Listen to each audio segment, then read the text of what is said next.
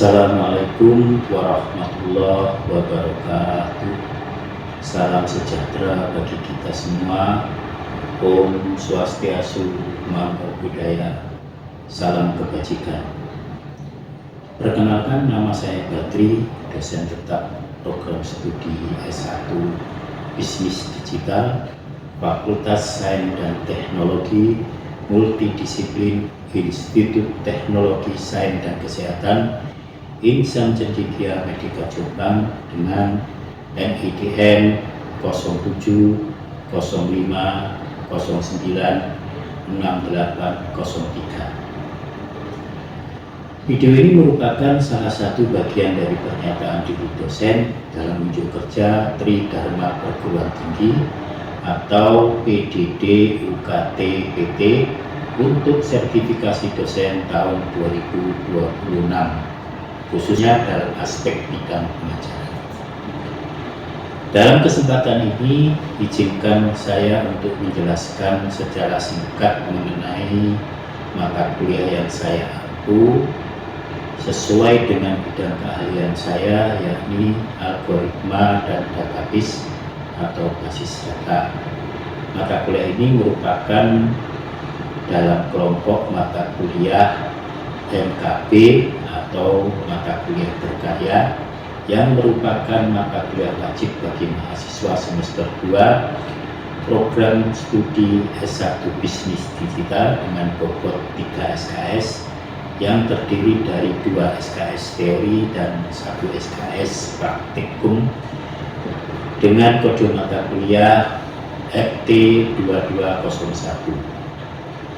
Mata kuliah ini adalah mata kuliah dasar bagi mahasiswa program studi S1 Bisnis Digital yang membahas tentang pengertian dan definisi algoritma itu sendiri serta contoh penggunaan dalam kehidupan sehari-hari, serta bertujuan untuk membekali mahasiswa dengan kemampuan merancang logika pemrograman serta mengelola struktur data yang efisien. Selain itu, mata kuliah ini juga mengajarkan kepada mahasiswa cara memecahkan masalah komputasi secara sistematis melalui langkah-langkah logis atau algoritma dan bagaimana mengatur data dalam memori komputer agar program berjalan optimal, efektif, dan efisien.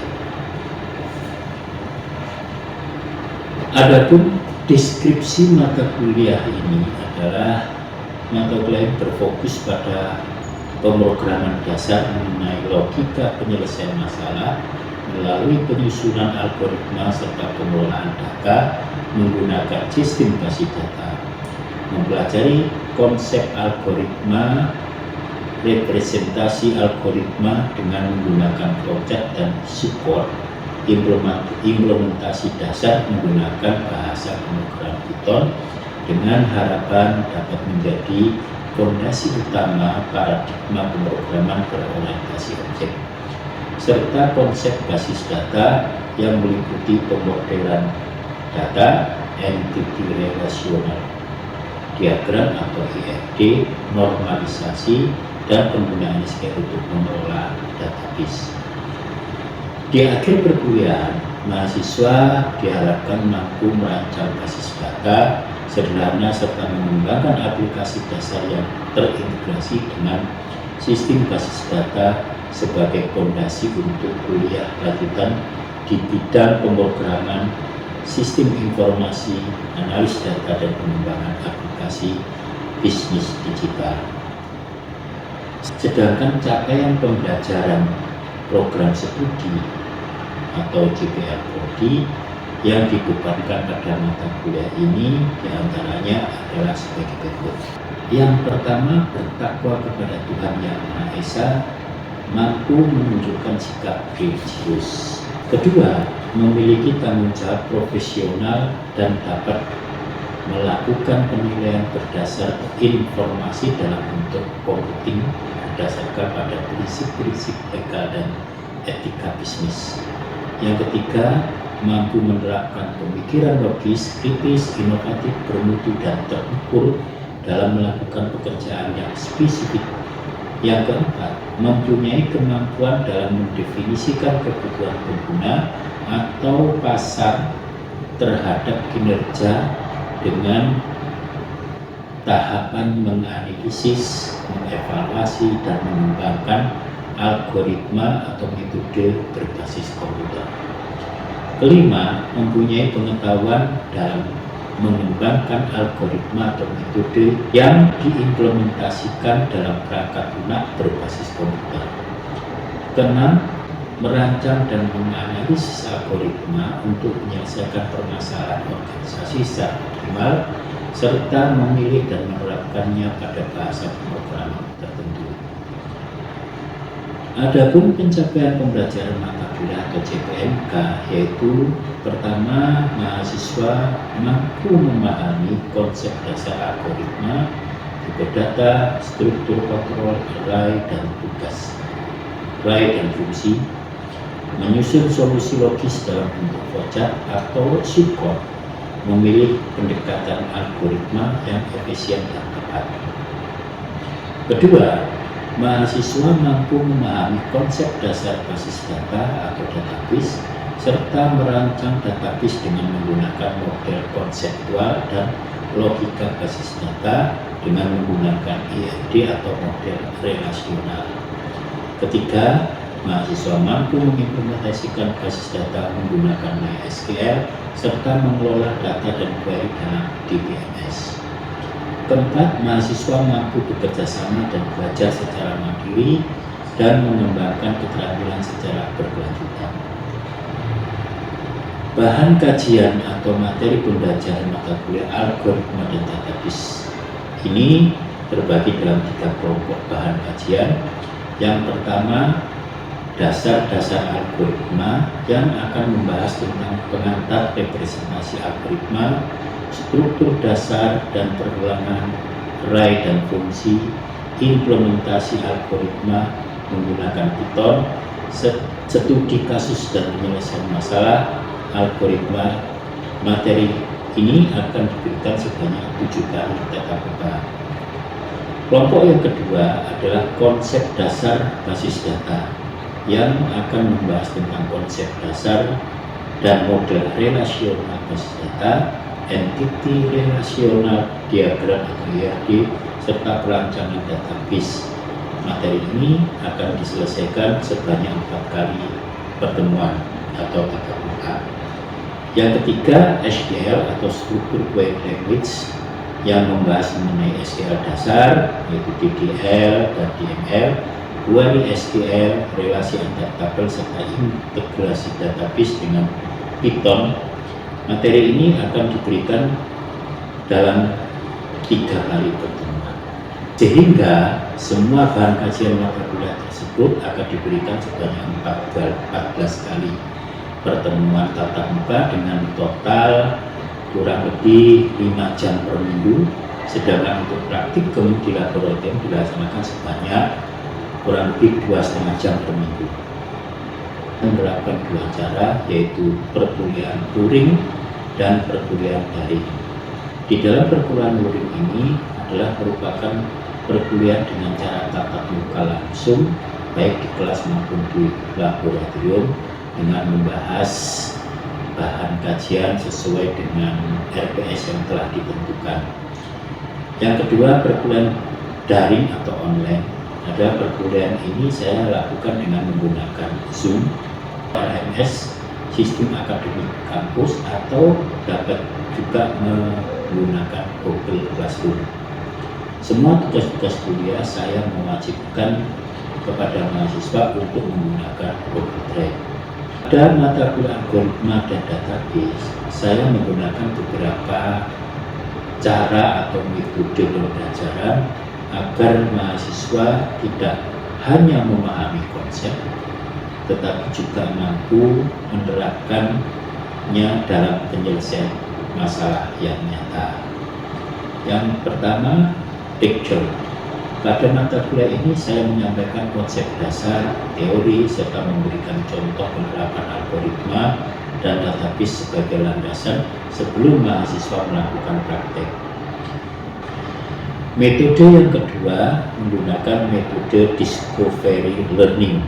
Di sini saya mendorong mahasiswa untuk menemukan konsep dan solusi secara mandiri melalui eksplorasi, analisis, serta diskusi berdasarkan permasalahan yang diberikan. Metode yang ketiga, saya menggunakan project based learning, di mana mahasiswa mengerjakan proyek secara bertahap mulai dari analisis kebutuhan, perancangan algoritma, desain database, implementasi hingga presentasi hasil proyek. Yang keempat, diskusi atau small group discussion. Pada metode ini saya membagi mahasiswa dalam kelompok kecil yang terdiri dari 5 atau 8 mahasiswa untuk mendiskusikan sebuah studi kasus, bertukar ide, memecahkan masalah, dan mempresentasikan hasil diskusi di depan kelas. Yang kelima, studi kasus. Pada metode ini, mahasiswa akan menganalisis permasalahan yang terjadi di dunia nyata, kemudian merancang solusi menggunakan algoritma yang tepat, serta desain database yang efisien dan terstruktur.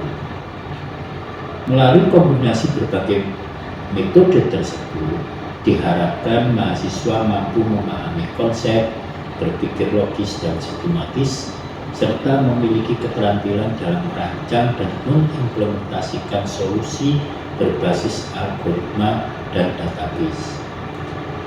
Sistem penilaian dalam mata kuliah ini dilakukan secara objektif, transparan, dan berkelanjutan sejak awal semester.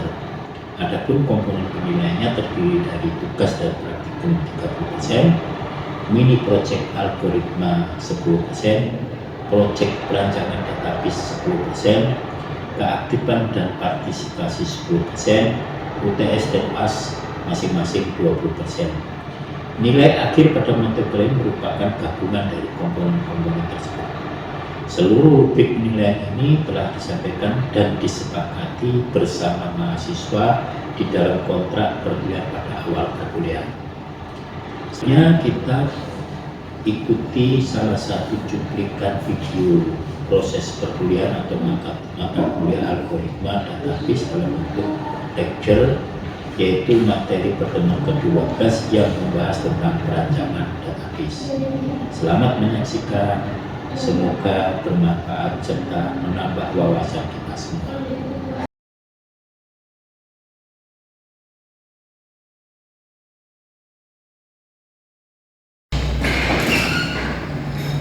Assalamualaikum.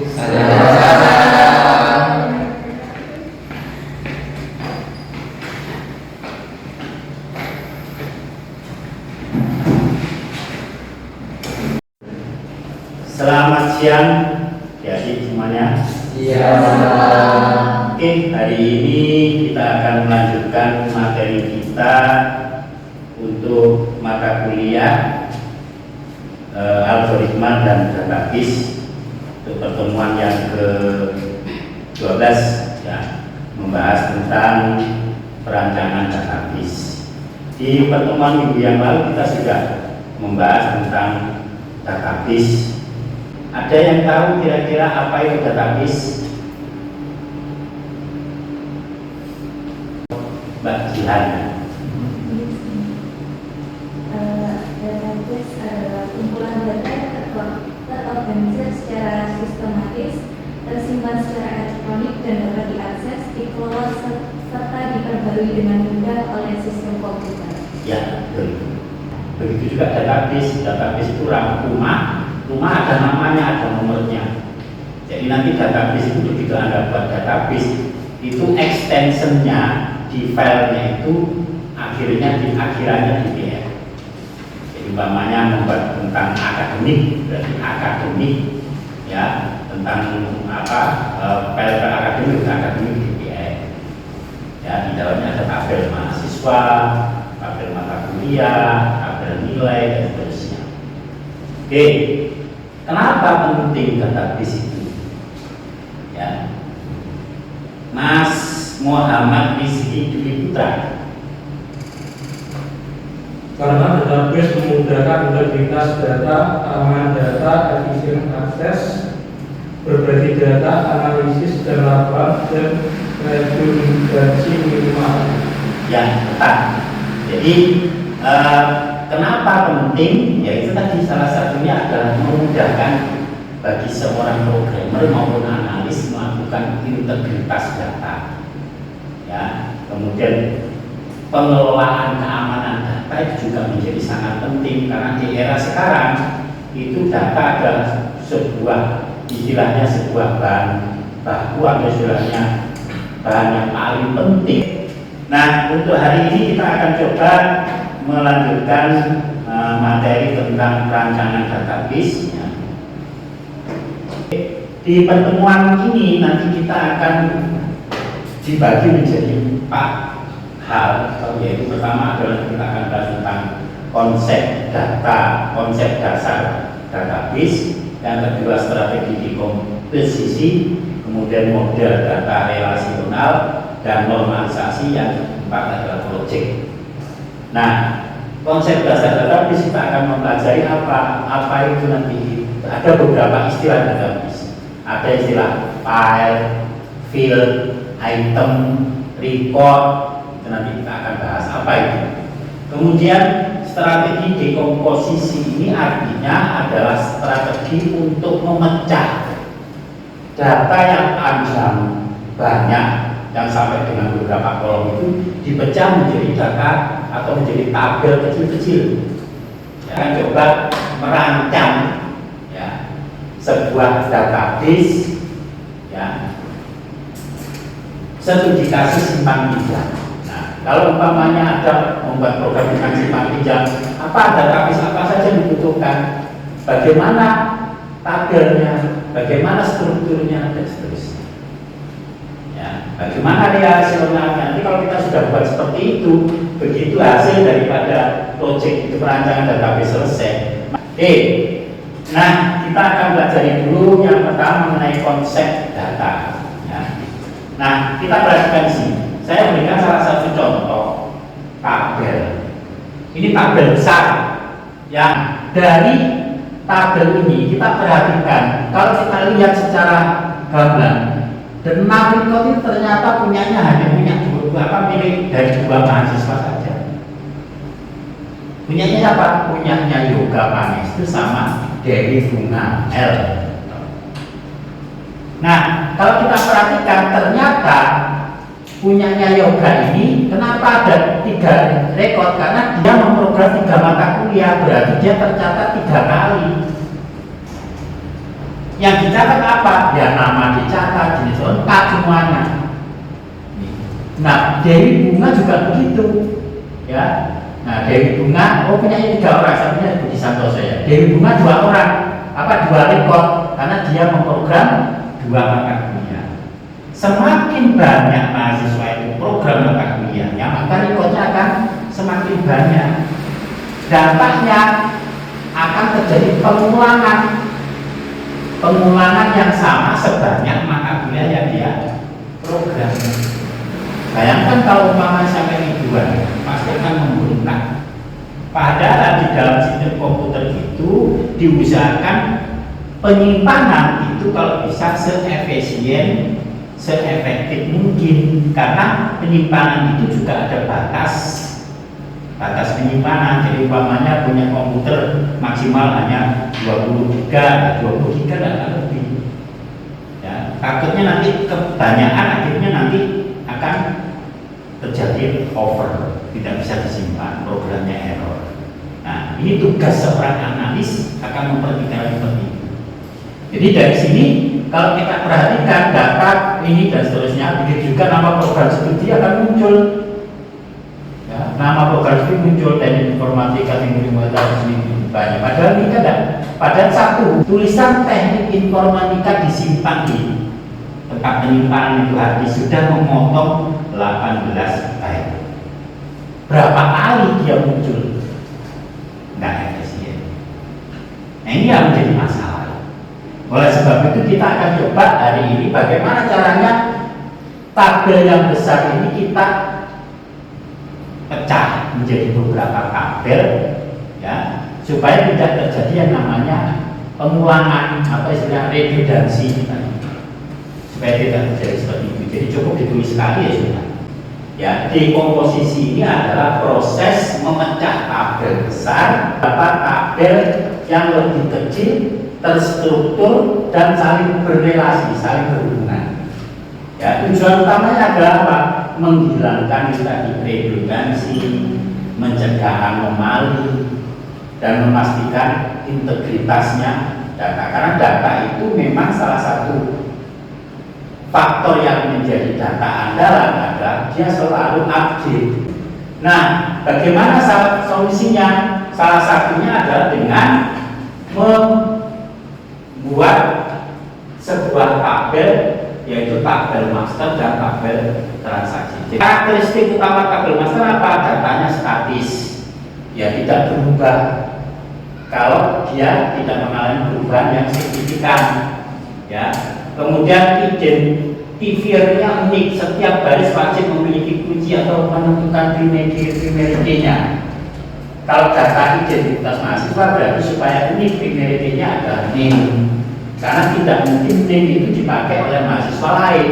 Satu name itu tidak bisa dipakai oleh mahasiswa lain. Sama dengan data kependudukan EKTP, satu NIK itu hanya dipakai oleh satu penduduk, satu warga. Dan mungkin NIK-nya satu dipakai orang lain lagi. Oke, nah kita akan lihat bagaimana caranya membuat dekomposisi yang benar dengan melakukan 3 hal.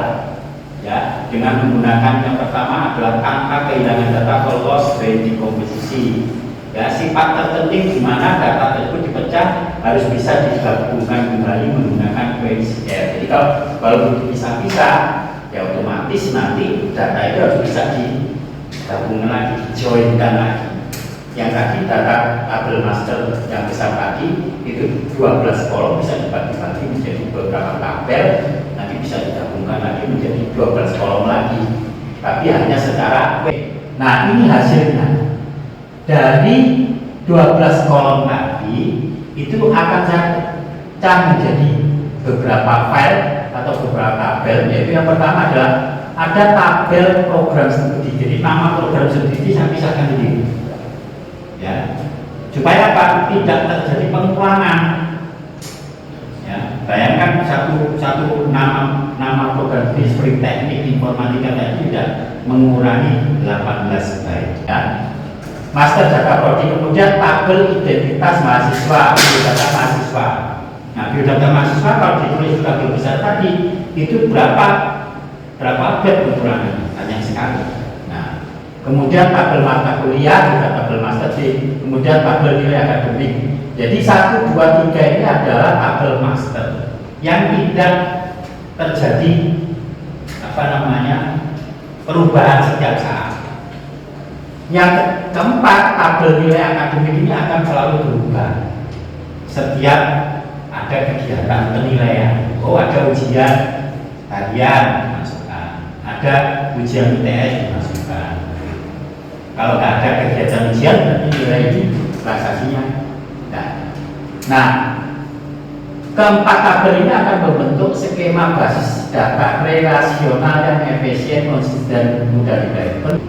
Jadi tabel pertama, tabel program studi dan tabel identitas mahasiswa adalah tabel master yang menyimpan data entitas utama. Ini bersifat statis dan harus digunakan primary key-nya. Jadi primary key-nya menjadi tulang punggung antara relasi antar tabel. Jadi tabel-tabel itu harus kamu tetapkan mana primary key-nya, mana foreign key-nya, supaya apa? Terjadi relasi nanti. Itu seperti itu. Oke, kita ambil salah satu contoh tabel program studi. Kalau kita lihat dari ini, Nah, ini sudah saya buat sebuah tabel program studi. Ya. Di sini saya tetapkan ada tipenya, nama fieldnya.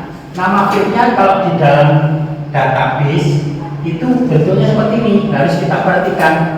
Jadi ID tidak boleh spasi, tapi apostrof ya yang bawah itu namanya. Apostrof kemudian prodi, kode apostrof prodi, nama apostrof jenjang, administrasi, status aktif. Nah, penetapan field ini harus dipikirkan fungsinya. Kalau tidak begitu berfungsi buat apa? Tinggal juga akan menghabisi data penyimpangan, akan memboroskan penyimpangan. Jadi ID prodi kenapa ditetapkan? Karena ini merupakan sebagai primary key utama di dalam MySQL. Ini harus ada secara otomatis. Ini auto dan tidak akan pernah double. Baik itu terjadi penghapusan, penambahan, kemudian perbaikan, ini ID prodi akan tetap. Berapapun record yang dibuat tidak akan pernah bisa double. Ya, ini secara otomatis oleh program akan dibuatkan sendiri. Kita tanpa memikirkan, yang penting kita buatkan nama fieldnya saja. Yang isi adalah program yang isi otomatis. Nah, yang mulai dari kode prodi, nama prodi, jenjang, administrasi, seterusnya nanti ini kita yang memasukkan, kita ketik. Nah, kenapa butuh kode prodi? Karena ini adalah salah satu kode program studi. Jadi untuk memudahkan penulisan program studi itu kita pakai kode program studi. Kita tetapkan jenisnya, ini tipe jenis Parkar. Kemarin kan di minggu yang lalu kita sudah belajar tentang jenis data. Ini ya, Parkar itu 10 lebarnya, jadi 10 byte. Kalau untuk nama prodi itu 100 berarti 100 byte. Nah, kemudian jenjang ini sembarang karena sesuai dengan tentunya kalau diisi 3 seperti D3 dia akan 2 byte. Tapi kalau diisi profesi ya itu banyak otomatisnya. Kemudian administrasi ini pakai bisa A, bisa B, bisa diisi unggul, bisa diisi banyak sekali dan seterusnya. Nah, keterangan pilihan tempat ini adalah tidak berubah. Artinya pilihannya hanya terdiri dari ini saja, tidak ada yang lain. Nah, nanti di dalam program itu ada status aktif. Kenapa pakai status aktif? Karena ada prodi yang masih aktif, ada prodi yang tutup. Ya seperti pasti di universitas atau perguruan tinggi itu ada prodi yang masih eksis jalan, tapi ada juga program studi yang sudah tutup karena nggak ada mahasiswanya. Kita akan bertemu di minggu yang lalu. Ya. Mungkin sebelum saya tutup ada yang perlu ditanyakan? Tidak ada. Terima kasih atas perhatian dari semua. Untuk hari ini kita sudah selesai membahas tentang materi perencanaan database. Minggu depan kita akan coba membahas tabel transaksi, kemudian tentang relasional dan juga tentang normalisasi. Oke, untuk hari ini saya akhiri sampai di sini dulu. Assalamualaikum warahmatullahi wabarakatuh. Waalaikumsalam warahmatullahi wabarakatuh.